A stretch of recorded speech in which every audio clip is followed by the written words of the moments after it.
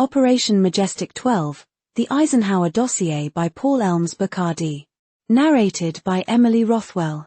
Washington, D.C., winter 1985. It began with a nondescript manila envelope. No return address. No name. Just a postmark from Albuquerque and a single line scrawled in shaky black ink, "For your eyes only. Confirm before the end." Jamie Shandera, a documentary filmmaker with a taste for the strange, almost didn't open it. But curiosity won out. Inside was a roll of undeveloped 35mm film and a note, "They're lying to you. This is your proof. Develop it and follow the dates." What he saw when the negatives were developed shook him to the core. Briefing document, Operation Majestic 12. Top secret, for your eyes only. Prepared for President-elect Dwight D. Eisenhower. Date, the 18th of November, 1952. The document was a detailed briefing about a secret task force Majestic 12 formed under executive authority by President Harry Truman in 1947. Its mandate? To investigate and conceal the remains of a crashed unidentified flying object recovered near Roswell, New Mexico. Bodies, humanoid but not human, were reportedly retrieved. Scientists and military officers from across government agencies had been assigned to the operation. Names leapt off the page: Vannevar Bush, James Forrestal, Hoyt Vandenberg, Roscoe Hillenkoetter. Jamie knew many of these figures. National heroes. Architects of post-war America. But MJ-12? He had never heard of it. No one had. Langley, Virginia, CIA headquarters. Fall 1985. CIA archivist Dr. Evelyn Moore was called into a private chamber after requesting internal memos from the Truman era. She was shown an unmarked binder and asked one question: "Have you seen this document before?" Inside was the same MJ-12 memo. Briefing for President Eisenhower. A Truman signature.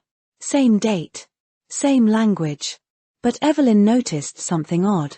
Truman's signature? It matched perfectly, stroke for stroke, with a public memo from October 1947 she had handled just weeks before. It was a forgery. Or was it a copy of the original? The deeper Evelyn looked, the more contradictions she found. A memo signed by Robert Cutler, National Security Assistant, dated July 14, 1954, supposedly referred to MJ-12. But Cutler was in Europe that day. Someone was manufacturing breadcrumbs or wiping them away. New Mexico, Walker Air Force Base, formerly Roswell AAF. July 1947. Sergeant Daniel Reyes was part of the 509th Bomb Group's recovery unit. He was dispatched at midnight to a debris field northwest of Roswell. He never forgot what he saw: metal that healed itself. Like mercury frozen in a lattice. He recalled men in suits outside contractors, whisking away strange crates and stretcher-sized boxes. He signed a non-disclosure agreement under threat of treason. Reyes disappeared in 1950. No trace. His daughter would later say he spoke of men in the shadows watching their home. 1988, FBI internal memo. Subject, Majestic 12. Officially, the MJ-12 documents were fake.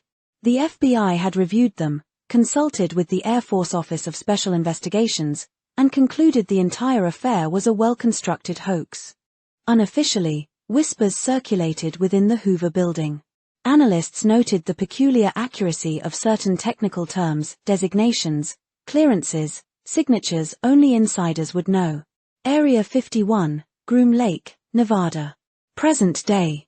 A former MJ-12 operative, now 93 and dying, whispered a confession to a hospice nurse. He'd carried samples. Handled them with 8-layer gloves and tongs. Saw things under microscopes that didn't obey biology. He asked her to mail a key. A storage unit in Nevada. Inside. An old briefcase. A scorched photograph. 3 men in uniform. One of them was Vannevar Bush. Standing in front of a craft shaped like no airplane.